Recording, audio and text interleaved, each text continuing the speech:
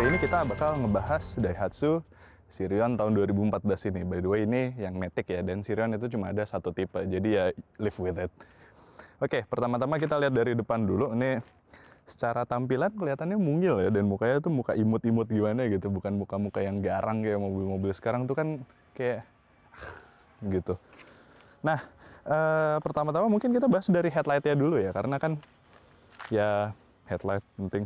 Oke, nah jadi ini buat low beamnya udah pakai proyektor, bagus walaupun high beamnya masih biasa, tapi bisa di appreciate lah mereka udah pakai proyektor. By the way, ini warna birunya karena udah di stikerin ya sama ownernya, bukan bawaannya, dan ini juga logo Daihatsu-nya udah di stikerin, aslinya chrome biasa. Terus habis itu di bawah ada fog lamp juga, di bawah ada fog lamp, dan ya fascia depannya ya gini-gini aja ya. Ini yang bolong nih cuma di sebelah sini doang nih, menariknya nih. Di sebelah sini. Yang sebelah sini ditutup plastik.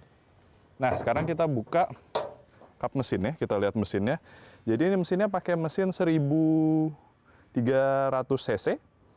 Ya, ini layoutnya familiar sekali, mirip-mirip sama yang kita dulu ingat pernah review Bun ya, mirip-mirip sama-sama ada twin cam, 16 valve. Dengan tenaga sesuai spesifikasi yang akan tampil di layar Anda. Nah, yang nanti performanya bakal kita bahas pas lagi driving. Ini by the way, ya jangan ngarep ada yang hidrolik lah ya, ini masih manual biasa. Bisa sih dipasangin aksesoris mestinya. Oke, sekarang kita bergerak ke samping. Nah, di bagian samping sini, nggak banyak hal yang menarik. Pintunya masih manual ya, belum ada yang kiles-kiles begitu. Dan ini kuncinya, bentuknya seperti ini. Dan kita sedikit appreciate karena dikasih plastik gitu loh. Jadi nggak cuma batang besi doang, dan ini ada remote-nya buat buka dan tutup.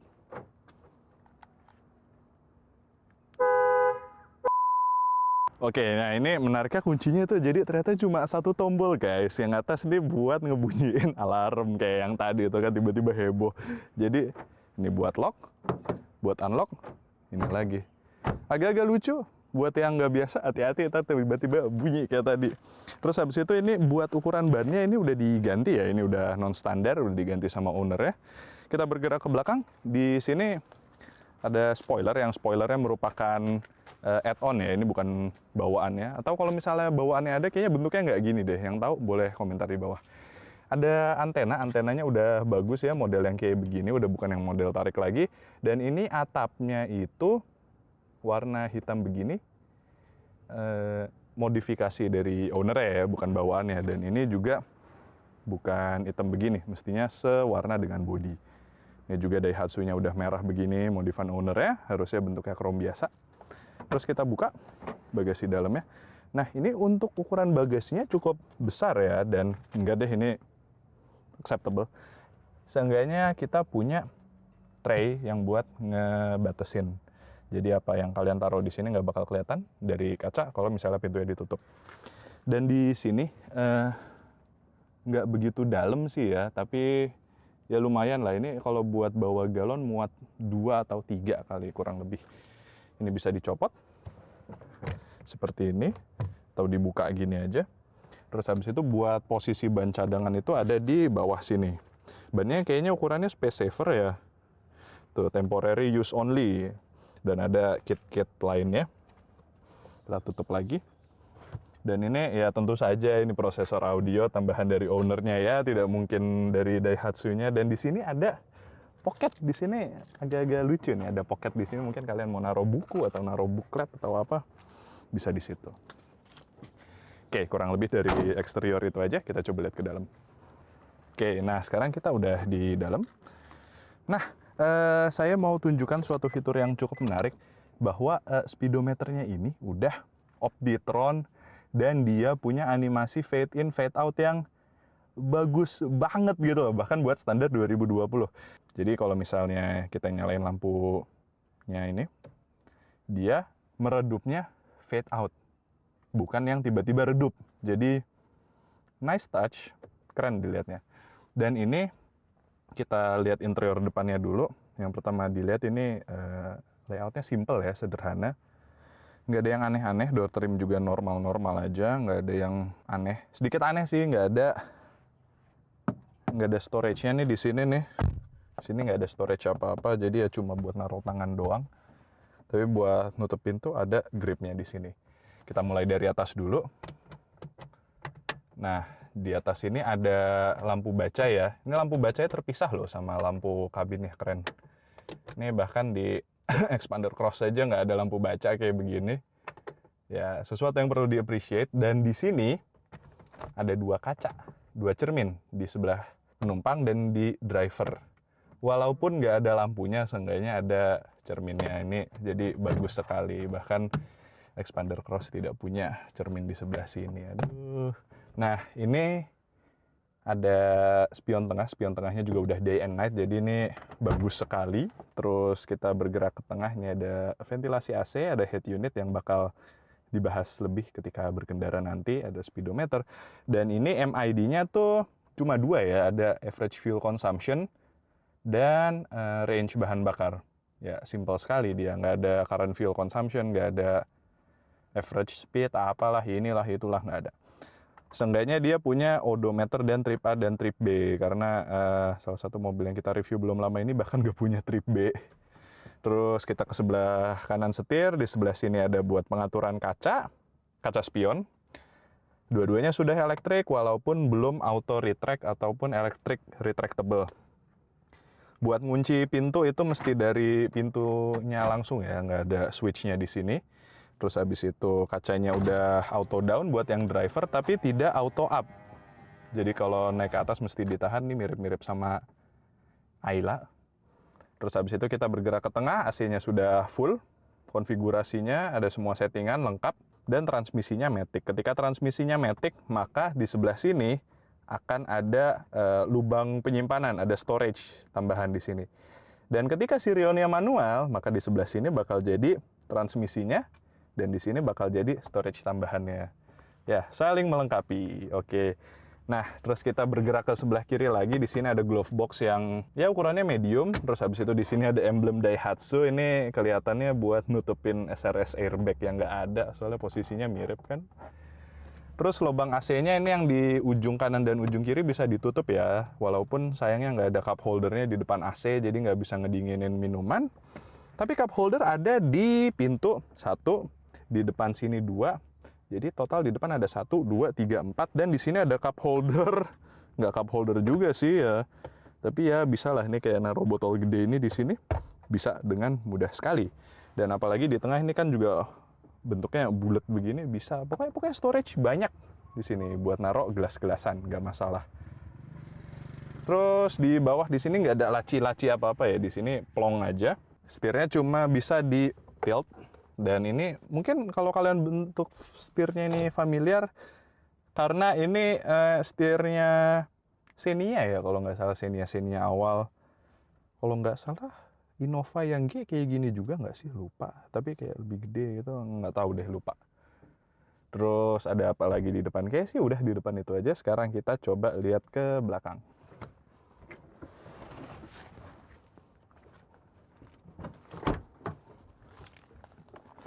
Oke, nah di belakang ini untuk sebuah mobil mungil ini lumayan lega ya.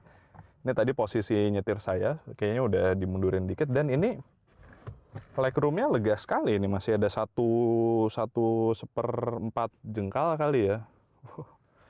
Imperial banget gitu ya. Dan ini untuk seat belt, ketiga sisi udah dapat. Yang paling kanan udah dapat seat belt. Yang kiri juga dapat, dan yang tengah juga ada seat beltnya. Yang tengah itu arah seat beltnya dari atas ya. Jadi semua bangku udah dapat seat belt 3 titik. Ini fitur yang lumayan canggih ya. Dan ini udah ada isofix-nya juga, yang di tethernya di bawah nih ada kaitannya. Jadi ya not bad buat safety-nya. Dan sayangnya headrest yang belakang itu headrest pocong ya, jadi nggak bisa dinaik turunin. Nah, ini kursinya itu ada recline-nya tapi agak lucu. Jadi dia kayak ada besi gitu, ditahan sama holder di sini, ada 2 posisi gitu. Jadi kita bisa pilih ini posisi 1, ini posisi 2. Ya udah, cuma 2 option, you live with it. Terus di sini ada seat pocket, di kanan dan kiri ada, dan ada gantungan juga. Ini yang maksimal rated buat 3 kg. Di belakang nggak ada cup holder apa-apa ya, jadi ya minta tolong titip ke penumpang depan. Nggak ada door pocket, cuma di belakang ada slot ini di pintu. Jadi kalian bisa naruh HP di sini. Ya, bisa lah. Dan dari belakang pun pandangan ke depan nggak yang jadi sempit gitu loh. Ini pandangan ke depan masih lumayan lega, jadi nggak kelihatan yang padat, apa sih namanya, nggak kelihatan yang kalau duduk di belakang tuh kayak jadi sempit banget. Nggak, kok di sini masih lega, masih lumayan enak duduk di belakang. Dan ini ngomongin bentuk kursinya, ngomongin bahan kursi, ini fabric ya. Fabricnya ini tidak diapa-apain sama ownernya, jadi ini masih fabric bawaannya. Dan ini menarik sekali, ada teksturnya di sini, dan yang lain ya fabric hitam biasa, bukan yang suede gitu. Jadi mestinya lebih gampang dibersihkan. Kurang lebih itu aja dari interior. Sekarang kita coba bawa mobilnya.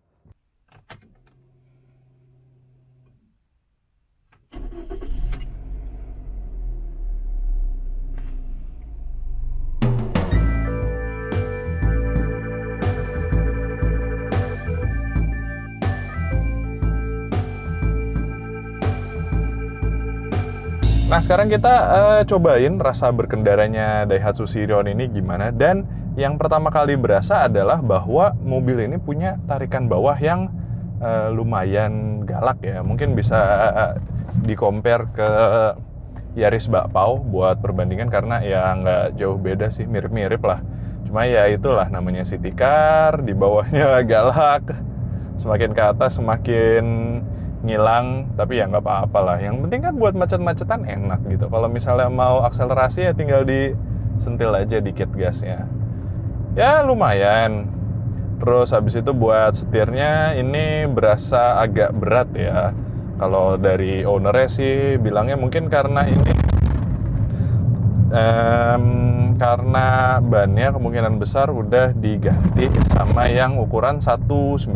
Jadi ya ganti ban itu kan ngaruh ya ke keentengan setir. Dan ya walaupun jadi bisa dibilang ini cukup berat buat ukuran city car, tapi ya bukan yang berat-berat banget, masih belum seberat Innova sih, jadi ya masih acceptable.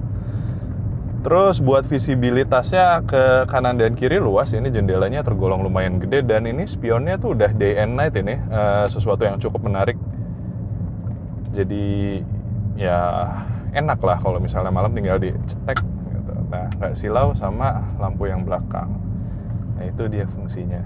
Nah, untuk urusan konsumsi bahan bakar itu cukup hemat.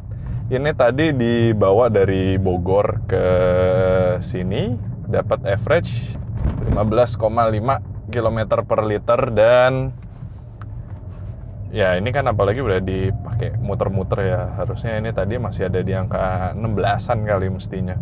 Ya intinya hemat, jadi oke. Nah, yang jadi sedikit masalah adalah kalau Anda itu tipe yang preferensinya terhadap safety feature. Karena di mobil ini safety feature-nya adalah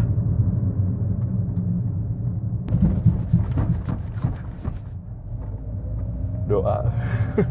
Nah, ya safety feature utamanya adalah doa kalian dan seberapa baik orang-orang lain di jalan berkendara, seberapa baik Anda berkendara. Karena mobil ini tidak punya airbag, tidak punya ABS, tidak punya EBD, tidak punya brake assist, apalagi vehicle stability control, apalagi hill start assist nggak ada. Ini pure mechanical kali ya. Ya udah kosongan aja begini. Tapi kan ya kalau perlu mobil yang murah, yang bisa buat kemana-mana, yang ini lumayan lega loh buat saya, ya bisa lah. Nah, kalau urusan kenyamanan ya namanya city car Jepang ya, kita sebaiknya tidak berharap banyak, cuma tentunya berharap lebih banyak dibandingkan LCGC. Dan menurut saya Sebenarnya bantingannya agak-agak keras sih, cuma masih di level acceptable lah. Di high speed ini mobilnya nggak terlalu limbung, masih lumayan napak ke tanah. Dan ya kalau buat urusan kayak polisi tidur, terus habis itu ada speed trap begitu, masih lumayan, masih bisa dilalui dengan kenyamanan yang acceptable, nggak yang jelek-jelek banget. Untuk memanjakan telinga, ada sistem audio yang nggak canggih-canggih amat, tapi lumayan lah. Seenggaknya dia bisa konekin Bluetooth HP dan bisa baca flash disk dan bisa baca CD. Jadi masih lumayan universal. Dan untuk ergonominya ini kan kalau mobil kan ya kita bakal duduk di sini dalam waktu yang lumayan lama lah ya. Yang pertama ini seat beltnya masih murah hati ini, dikasih yang bisa di adjust naik turun, head adjustable. Terus kursinya juga bisa dinaik turunin, dan dinaik turuninnya udah yang model di pompa gitu ya, bukan yang puter-puter. Terus bisa reclining, bisa maju mundur ya, itu mah standar. Ada footrest buat kaki kiri, jarak antar pedalnya lumayan, kaki kiri bisa lumayan santai di footrestnya. Jadi ya secara ergonomi not bad, walaupun kursinya ini buat badan saya sedikit mungil ini kursi. Dan ya seenggaknya ini bisa ditinggiin biar nyaman nih, kayak udah ditinggiin ya. Jadi ya lumayan, kalau perlu nyender ke belakang bisa ini. Masih ke cover, tapi ya pundak nggak nyampe atas nih ya. Pundaknya nggak ke cover sama kursi, jadi ya udahlah. Cuma dibandingin LCGC ini masih lebih bagus. Jadi mungkin bisa mempertimbangkan ini. Untuk radius putar mobil ini, karena sampai bosan nyebut ini city car, tapi kan emang ini city car ya. Jadi radius putarnya ini mungil sekali. Wih, enak. Jadi untuk belokan-belokan kecil, untuk putar balikan yang terlalu rapet gitu, tidak ada masalah sama sekali, karena mobil ini fleksibel sekali, tidak seperti salah satu hatchback yang radius putarnya sebesar medium MPV itu. Cuma kayaknya itu sebenarnya rivalnya ini enggak sih? Coba drop di komen menurut kalian gimana, kalau kalian nangkep saya lagi ngomongin apa itu tadi.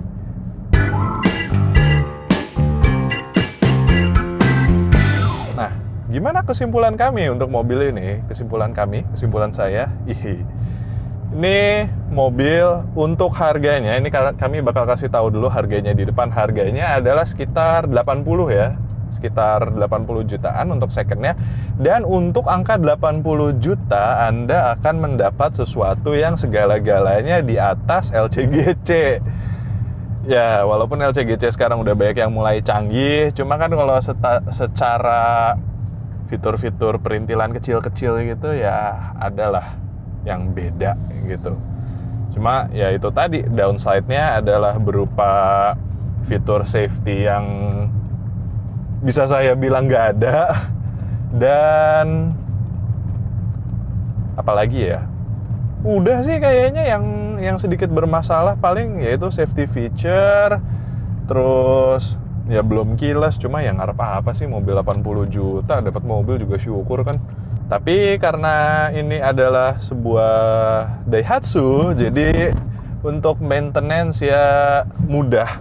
Bengkel resminya di mana-mana, bengkel general pasti bisa ngehandle juga.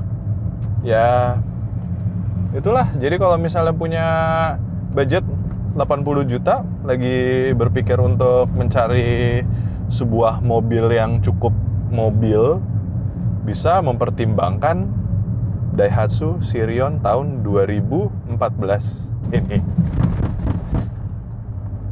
Karena itu tadi, dia ride-nya lebih refined, walaupun fitur safety-nya nggak ada. Baik, sekian dari Overdriven. Terima kasih telah menyaksikan. Like kalau Anda suka, dislike kalau Anda tidak suka, komentar di bawah, sharing-sharing pengalaman kalian. Mungkin ada yang pernah pakai Sirion, mungkin yang sekarang pakai Sirion, atau yang berencana beli Sirion, atau yang mau nanya-nanya, nanti kami coba respon satu persatu, tenang aja. Terima kasih telah menyaksikan, jangan lupa subscribe YouTube kami, follow IG kami, follow TikTok kami, ada link-linknya di komentar, ada link-linknya di deskripsi video, dan sampai jumpa di video berikutnya.